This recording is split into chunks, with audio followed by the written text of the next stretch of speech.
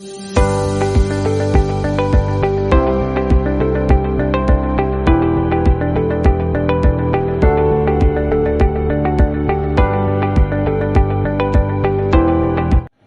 Students, कैसे हैं?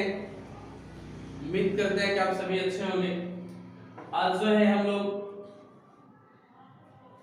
Noun part जो चल रहा है हमारा, वो तो अपने सीक्वेंस से चलता रहेगा, लेकिन कुछ बच्चों की डिमांड है कि सर टेंसेस थोड़ा सा समझा दीजिए, सेंटेंस को पकड़ने में भी प्रॉब्लम आ रही है, टेंस का रिवीजन करवा दीजिए। तो आज हम आप लोगों को जो है टेंस की दुनिया की तरफ लेके चलते हैं काफी आसानी से। आज के बाद जो है आपको टेंस में कोई समस्या नहीं आएगी। ओके, तो बिना लेट किए हुए हम लोग चलते हैं टेंस की तरफ, ठीक है ना?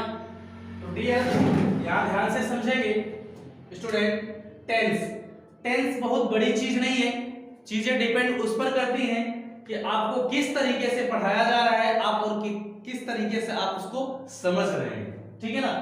टेंस मीन्स होता है अ गेम ऑफ वर्ब, ठीक है ना? क्या होता है?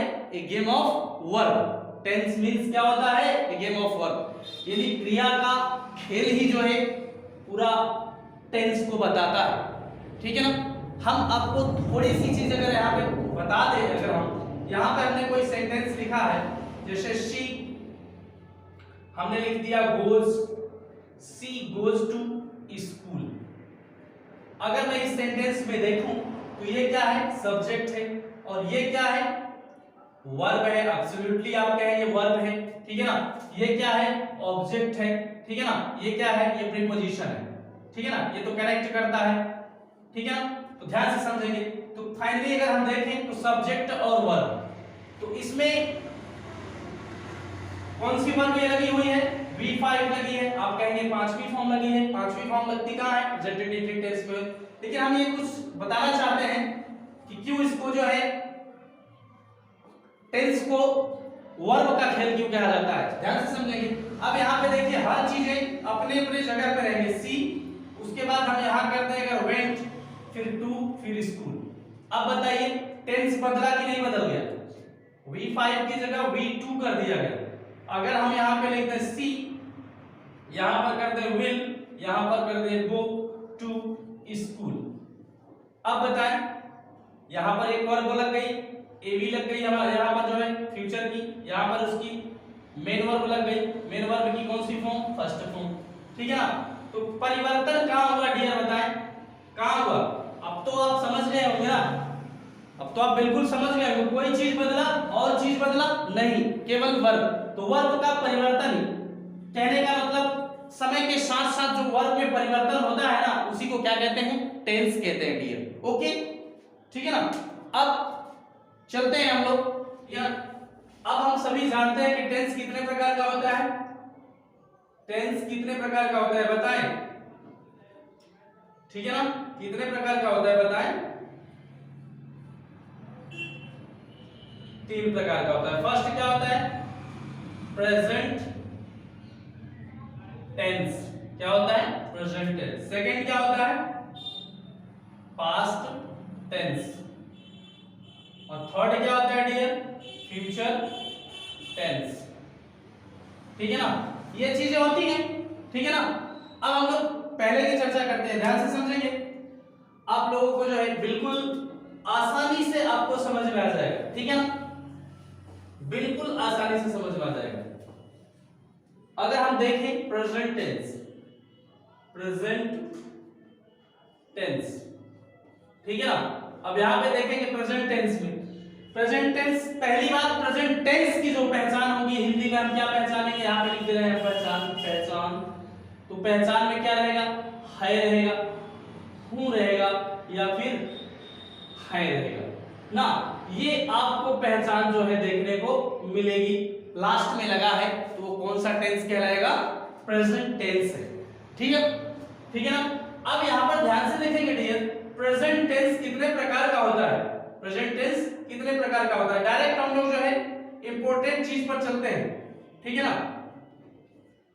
ज्यादा आप लोगों को जो है डीपली में पढ़ाने लगेंगे, वीडियो बड़ी हो जाएगी, आपको इतने में ही मोस्ट इंपोर्टेंट चीज बता दिया जाएगा, ठीक है ना। तो फर्स्ट क्या होता है, प्रेजेंट इंडेफिनिट टेंस। क्या होता है डियर, प्रेजेंट इंडेफिनिट टेंस होता है। सेकंड क्या होता है, प्रेजेंट कॉन्टिन्यूअस टेंस होता है। थर्ड क्या होता है, प्रेजेंट परफेक्ट टेंस होता है। क्या होता है डियर, प्रेजेंट परफेक्ट टेंस होता है ना। फोर्थ क्या होता है, प्रेजेंट परफेक्ट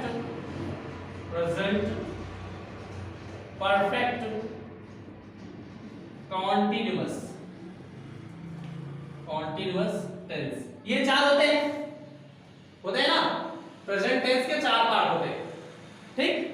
अब हम लोग फर्स्ट की चर्चा करते हैं, बिल्कुल समझ में आ जाएगा, वीडियो को बीच में स्किप ना करें, बस अंत तक देखें, मजा आ जाएगा। आज के बाद समस्या आएगी नहीं, ठीक है, बिल्कुल समस्या नहीं आएगा, रिटन सेंटेंस आपको आसानी से समझ में आ जाएगा। तो हम बात करते हैं आज प्रेजेंट टेंस में सबसे पहले नंबर की, प्रेजेंट इंडेफिनिट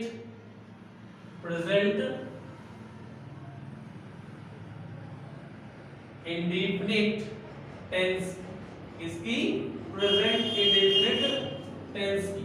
तो डियर ध्यान से समझेंगे, पहले पहचान लिख लीजिए, वैसे पहचान तो आपको आनी चाहिए, you are living in India, ठीक है ना, आल्सो नेम एज हिंदुस्तान, तो हिंदुस्तान में रहते हैं तो हिंदी तो बिल्कुल आनी ही चाहिए, ठीक है ना। तो क्या पहचान होगी, वाक्य के अंत में ता है, ती है, ते है, ता हूं, ये पहचान होती है इसकी ना। अब स्पेशल और भी क्या चीजें हैं, ध्यान से समझेंगे, यहां पर स्टॉल लगा के मैं लिख दे रहा हूं, ठीक है। इसकी ऑक्सिलरी वर्ब्स मींस क्या होता है डियर, सहायक क्रियाएं। क्या होता है, सहायक क्रियाएं। क्या होता है डियर, सहायक क्रियाएं। ऑक्सिलरी वर्ब्स मींस सहायक क्रियाएं क्या होती हैं, एब्सोल्युटली, डू और डज।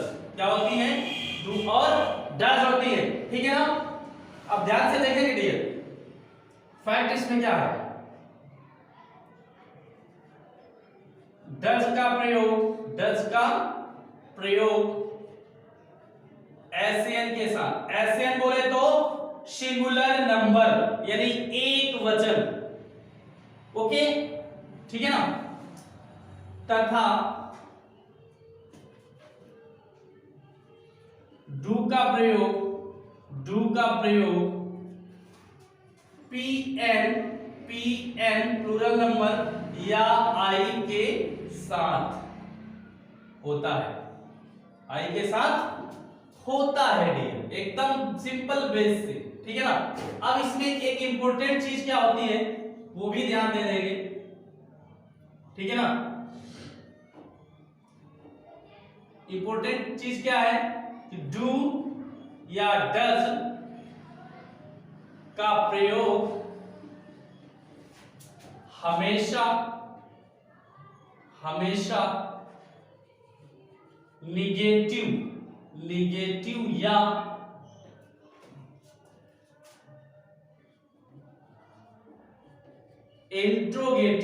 निगेटिव या इंट्रोगेटिव सेंटेंस में ही होता है डियर। ध्यान से ये देखेंगे, डू और डज का प्रयोग हमेशा निगेटिव या इंट्रोगेटिव सेंटेंस में ही होता है। तो कहने का मतलब डू डज का प्रयोग तभी होगा जब सेंटेंस निगेटिव हो या इंट्रोगेटिव होगा तब, ठीक है ना। अब इसमें एक और इंपॉर्टेंट फैक्ट बात क्या रह गई, वो ये रह गई कि डू और डज के साथ, ठीक है ना, मेन वर्ब यानी मुख्य क्रिया की कौन सी फॉर्म, हमेशा फर्स्ट फॉर्म यानी प्रथम रूप का प्रयोग होता है, ठीक है ना। मेन वर्ब की कौन सी फॉर्म प्लूरल के साथ? हमेशा फर्स्ट फॉर्म, ठीक है ना। अब ध्यान दीजिए, प्रेजेंट इंडेफिनिट की जो मोस्ट इंपोर्टेंट चीजें थी यहाँ पर जो है आपको वो बताई गई है, ठीक है ना। अब आगे देखिए क्या होता है इसमें, ध्यान से समझिए, कोई दिक्कत नहीं, कोई प्रॉब्लम नहीं है। आप इसको चाहे तो स्क्रीनशॉट ले सकते हैं, ठीक है ना। लेकिन बीच में वीडियो जो है स्किप मत करिएगा, अंत तक देखिएगा, काफी मजा आएगा, ठीक है। चलिए देखते हैं। अब ध्यान से समझेंगे डियर, किसी भी सेंटेंस के ध्यान से समझेंगे, किसी भी सेंटेंस को जो है अगर हम उसका फॉर्मेट देखें तो वो 4 प्रकार का होता है ट्रांसलेशन करने के लिए। किस प्रकार का? 4 प्रकार का सेंटेंस का जो है फॉर्मेशन होता है, जिसमें पहला नंबर क्या होता है डियर? अफर्मेटिव का होता है। क्या होता है? अफर्मेटिव का होता है, अफर्मेटिव सेंटेंस होता है डियर। अफर्मेटिव सेंटेंस का मतलब यह होता है कि ऐसा सेंटेंस जिसमें कोई भी किसी भी प्रकार का नेगेटिव वर्ड या इंट्रोगेटिव वर्ड प्रयुक्त ना हो, उसी को क्या कहते हैं? अफर्मेटिव सेंटेंस, ठीक है ना। अफर्मेटिव सेंटेंस में हमेशा क्या है? एक सब्जेक्ट होगा, वर्ब होगा, ऑब्जेक्ट होगा, वाक्य के अंत में हमेशा फुल स्टॉप का प्रयोग होता है, ठीक है ना। ये चीजें जो है अफर्मेटिव सेंटेंस कहलाता है। क्लियर? अब ध्यान से समझेंगे अफर्मेटिव का रूल्स क्या है प्रेजेंट इंडेफिनिट टेंस के तहत, ठीक है ना। अफर्मेटिव सेंटेंस पर कहता है, ध्यान से समझेंगे डियर, अफर्मेटिव सेंटेंस में सबसे पहले मैं हिंदी में लिख दे रहा हूं ताकि बेहतर समझ में आ जाए। सबसे पहले, ठीक है ना, सब्जेक्ट की अंग्रेजी बना ले, सब्जेक्ट की इंग्लिश बना ले, सब्जेक्ट की इंग्लिश बना ले, ठीक है ना। यदि सब्जेक्ट एसएन का हो, किसका? एसएन बोले तो सिंगुलर नंबर का हो, तो मेन वर्ब यानी मुख्य क्रिया में एस ईएस या आईईएस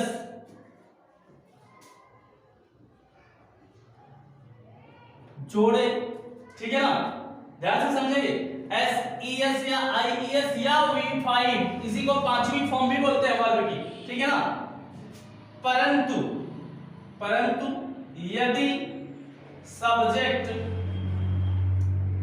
आई या पीएन हो, आई या पीएन यानी सब्जेक्ट अगर या आई आ जाए या प्लूरल नंबर का कोई सब्जेक्ट हो जाए, ठीक है ना।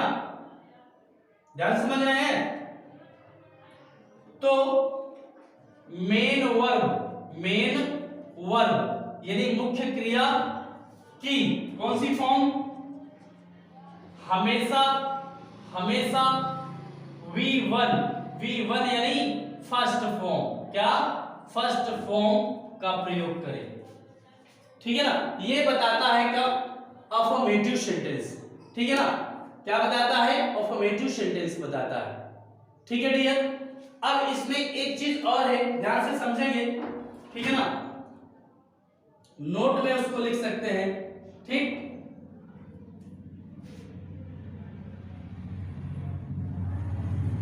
Subject plus never plus V5 या V1, ठीक है ना। ध्यान से समझेंगे, मैं इसको समझा दे रहा हूं अच्छी तरीके से।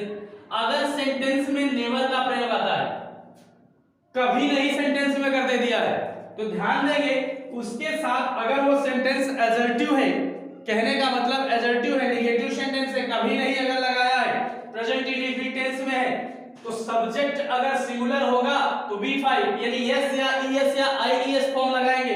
अगर सब्जेक्ट प्लूरल होगा या आई होगा तो सीधे V1 लगाएंगे।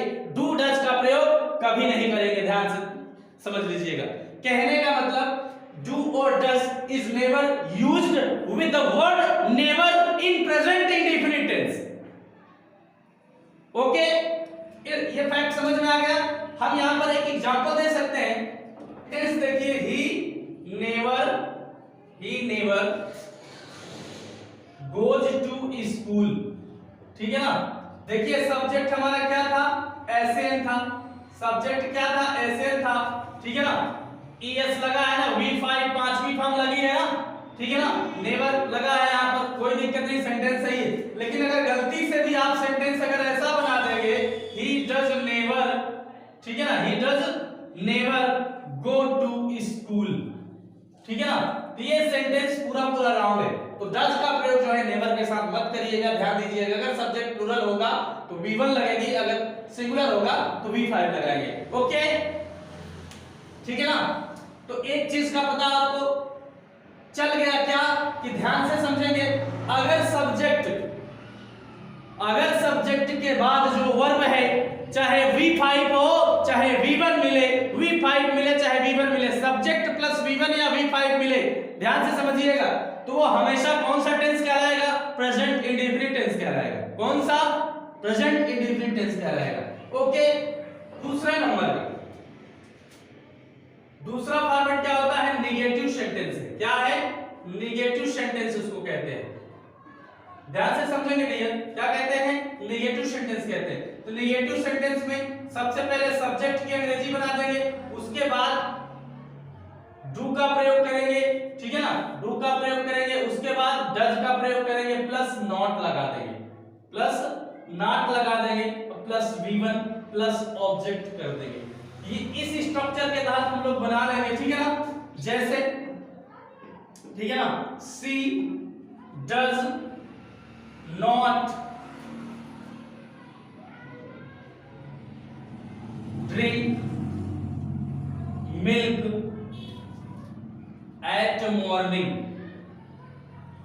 ठीक है ना डियर। देखिए ध्यान से समझिए, ये सिंगुलर था, एसएन है, ध्यान से समझेंगे। सिंगुलर नंबर था ना, एक वचन था, तो एक वचन के साथ क्या लगाएंगे, डज का प्रयोग लगाएंगे। निगेटिव वर्ड नॉट का प्रयोग हुआ है, तो she does not drink, V1 का प्रयोग हुआ है। डू डज के साथ हमेशा वर्ब की फर्स्ट फॉर्म का प्रयोग करेंगे, इतना ध्यान देंगे, ठीक है ना। तो she does not drink milk at morning, अर्थात वह सुबह में दूध नहीं पीती है, ओके, ये बात समझ में आ गई। तीसरा नंबर जो कहता है हमारा इंट्रोगेटिव सेंटेंस, क्या कहता है, इंट्रोगेटिव सेंटेंस। अभी मैं इसकी क्लास ले लूंगा आपकी, जो है पहले एक बार इसको याद करने के लिए आपको दे रहे हैं, आप ध्यान दीजिए, इस पर हो गया। बाकी एक्सरसाइज के लिए तो हम नेक्स्ट वीडियो में आपको जो है मिलेंगे, इसकी एक्सरसाइज करा देंगे सबको, सब एकदम रट जाएगा, एकदम जीप पर हो जाएगा। टेंस की समस्या कभी नहीं होगी अब दोबारा। इंट्रोगेटिव सेंटेंस, ठीक है ना। अब हम जानते हैं कि इंट्रोगेटिव सेंटेंस दो प्रकार का होता है डियर। कितने प्रकार का होता है, दो प्रकार का होता है डियर, ठीक है ना। तो फर्स्ट में हम जो है स्टेप फर्स्ट हम बता दे रहे हैं, फर्स्ट नंबर डाल करके। स्टेप फर्स्ट का मतलब है यहाँ से क्या से शुरू होने वाला, क्या से शुरू होने वाला, शुरू होने वाला, ठीक है ना, क्या से शुरू होने वाला ना। अब ध्यान से समझेंगे, क्या से शुरू होने वाले का स्ट्रक्चर क्या होगा। सबसे पहले डू लगाएंगे, उसके बाद डज लगाएंगे, फिर सब्जेक्ट रखेंगे, फिर V1 लगाएंगे, फिर ऑब्जेक्ट रखेंगे, फिर क्वेश्चन मार्क लगा देंगे, ठीक है ना। यहां पर ध्यान देने के लिए ना। अब जैसे क्या तुम उसे मारते हो, तो डू, ठीक है ना, you beat him, do you beat him. अब ध्यान से समझेंगे, सब्जेक्ट हमारा क्या था, प्लूरल नंबर का था ना, इसलिए क्या लगा, डू से। हर क्या की अंग्रेजी डू या डज ही होगी जब अनुवाद वो क्या से प्रारंभ होता है, तो ठीक है ना। हर क्या की अंग्रेजी जो है डू या डज बनेगी, ठीक है ना। हर क्या की अंग्रेजी डू या डज बनेगी प्रेजेंट इंडेफिनिट टेंस में, ध्यान से समझेंगे। सब्जेक्ट के अनुसार डू या डज लगाएंगे, प्लूरल नंबर रहेगा तो डू, सिंगुलर होगा तो डज, ठीक है ना। क्लियर, कोई दिक्कत। अगर क्या के साथ अगर नेगेटिव वर्ड भी आता है तो सब्जेक्ट के बाद हमेशा नॉट का प्रयोग करें, किसके बाद, सब्जेक्ट के बाद, ओके। स्टेप सेकंड की बात करें, कहता है इंट्रोगेटिव सेंटेंस का स्टेप सेकंड। स्टेप सेकंड कहता है, ध्यान से देखेंगे, जब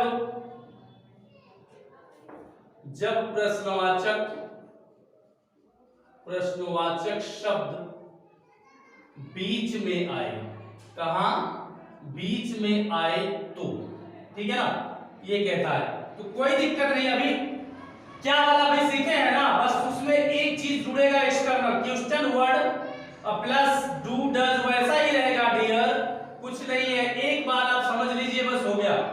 do does subject plus V1 plus object plus question mark ना। अब देखो अगर ट्रांसलेशन कहा जाए कि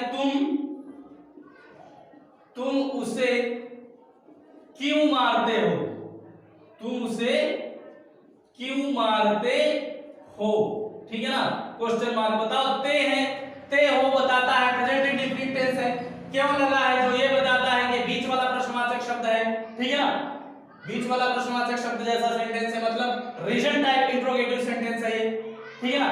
तो ध्यान से ये समझेंगे कि जब भी कोई प्रश्नवाचक जब बीच में आएगा तो सबसे पहले उसकी अंग्रेजी ही बना देंगे हम, वाई पहले कर देंगे, वाई के बाद फिर डू डज आ गया। अब बताइए सब्जेक्ट हमारा कौन है, तुम है, तो डू लगाएंगे ना, उसके बाद खुद सब्जेक्ट की अंग्रेजी रख देंगे यू, ठीक है ना, उसके बाद V1। ते हो तो सिर्फ पहचान है, बताने आया था, इसका कोई रोल नहीं है। अब बचा क्या, मार, मार का मतलब ना, इस दुनिया में जितने वर्ड हैं अगर उनके अंत में ना लगा है तो वो मुख्य क्रिया है, क्या है, मुख्य क्रिया है, मेन वर्ब है, तो मारना।